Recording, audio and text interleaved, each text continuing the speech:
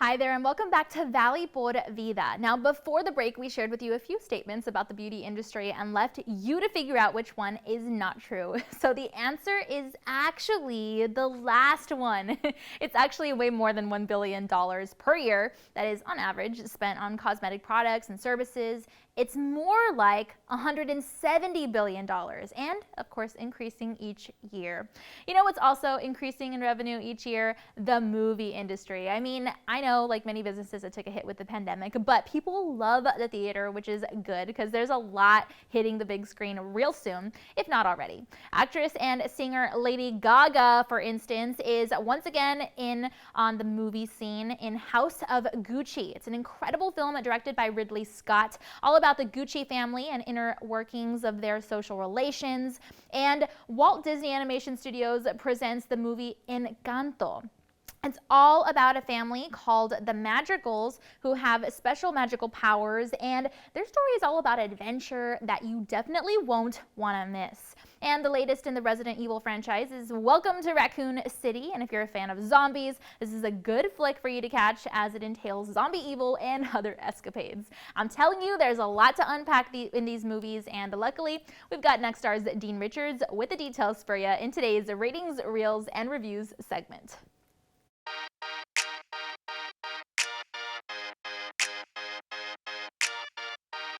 I've been the Gucci all my life. It is an empire. You can help the family. Gucci is not exciting, and everybody knows it. At least it's my name, sweetie. Our name, sweetie. The story of one of the best-known names in fashion plays out on the big screen this week in House of Gucci. It's a true story of colossal wealth and excess and power that twists and turns like a Lifestyles of the Super Rich reality show, with one character more over the top and interesting than the next. I think that's what I liked about House of Gucci. It's a nighttime drama of the highest order, only it really happened. Lady Gaga is back on the big screen in it, playing a middle-class social climber who meets a nerdy law student, Adam Driver, who just happens to be the heir to the Gucci fortune who wants nothing to do with his family's business. A series of events and his very aggressive new girlfriend, soon-to-be wife, has other ideas, and here is where all the fun and tragedy begin. The plot thickens as more of the Guccis are introduced, each with their own agendas and wild personalities, thanks to a fantastic supporting cast of Al Pacino, Jared Leto, Salma Hayek, and Jeremy Irons. It's meaty and sometimes messy and reminded me of watching the antics of Britain's royal family or America's super rich. The story is a little long at just over 2.5 hours, but it's interesting, stylish, and beautifully performed. A Dean's List B+, only in theaters.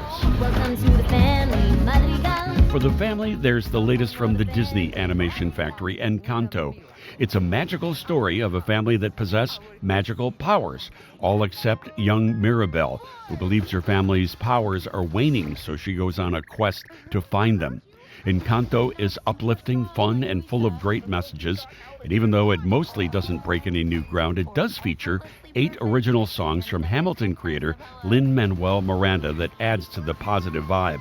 It's a Dean's List B+, only in theaters. Not screened is the origin story of the Resident Evil franchise. In Resident Evil, Welcome to Raccoon City, a once thriving city is abandoned by its main employer, a giant pharmaceutical company, when zombie evil is unleashed from below the surface.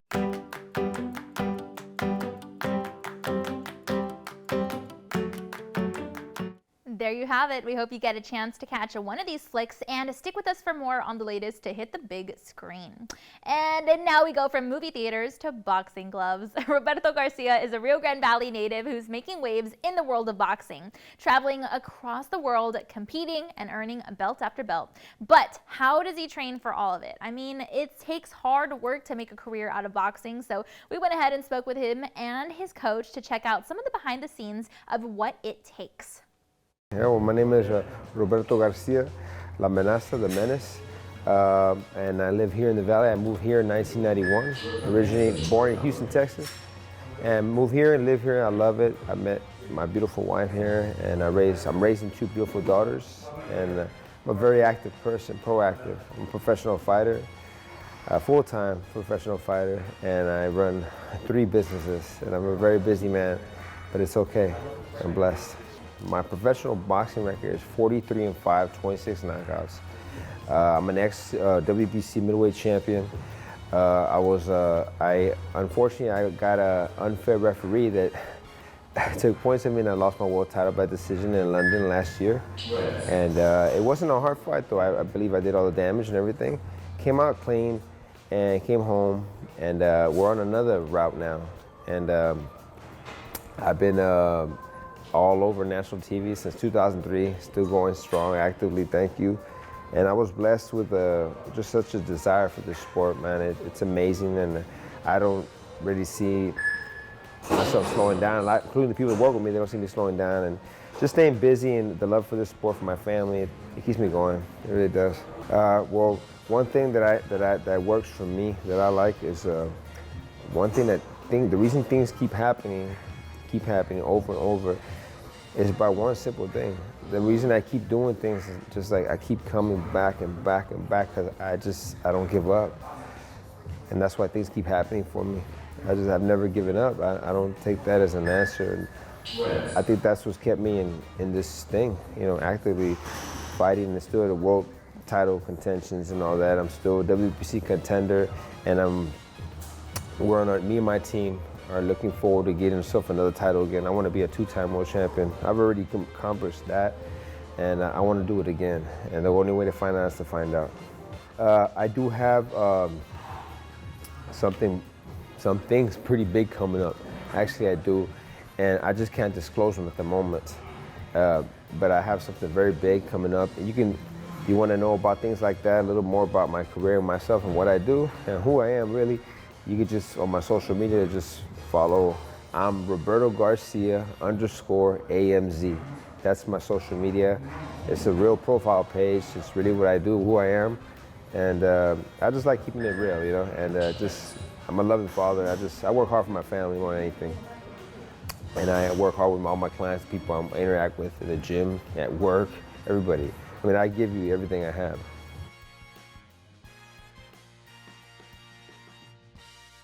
Hopefully you can follow him online, and who knows, maybe you can keep in mind some of the tips Roberto uses when he hits the gym the next time that you go. And we've got some more helpful info for you when it comes to buying used cars in today's Tips and Tricks segment.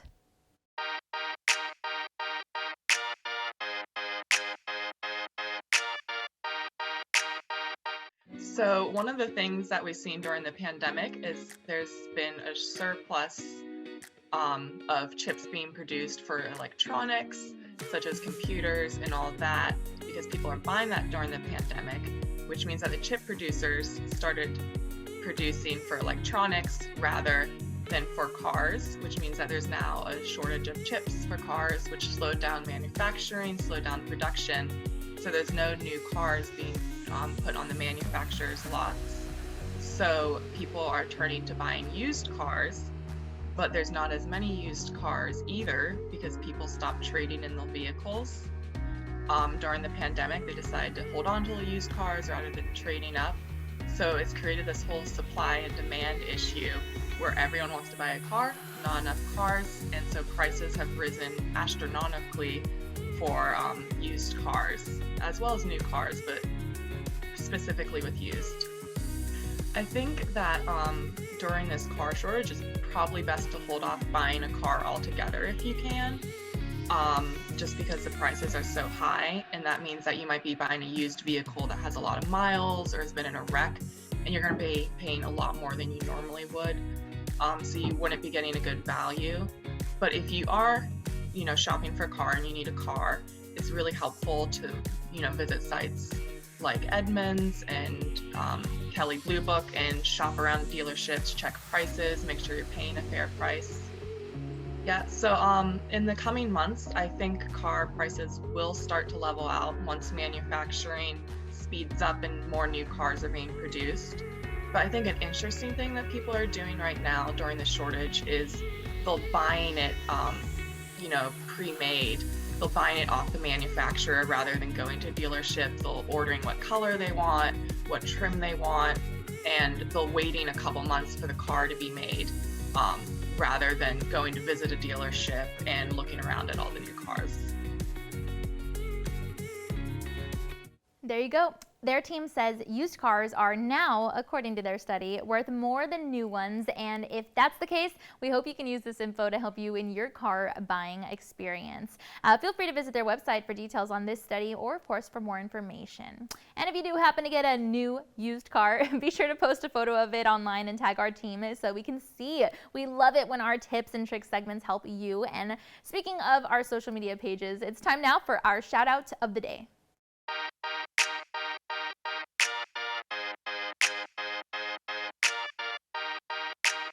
All right, well, I recently posted this photo of a birthday celebration that we had for one of our station's coworkers, and it was a lovely night. A lot of us got together, anchors, reporters, producers, and other members of our crew, and it was so much fun. And you guys thought so too. Actually, at Elva Levette commented, "Have a great weekend," when I posted it, and heard you were awesome today. That's because all of our crew shared photos of the dinner and the gifts that we gave, the food we ate, and it was just so much fun. So thank you, Elva, for your comment. All right, you guys, well, that is all the time we have for now. Thank you again so much for joining us today, and be sure to tune in again next time because we'll have a lot more in store for you on Valley por Vida. We'll see you then.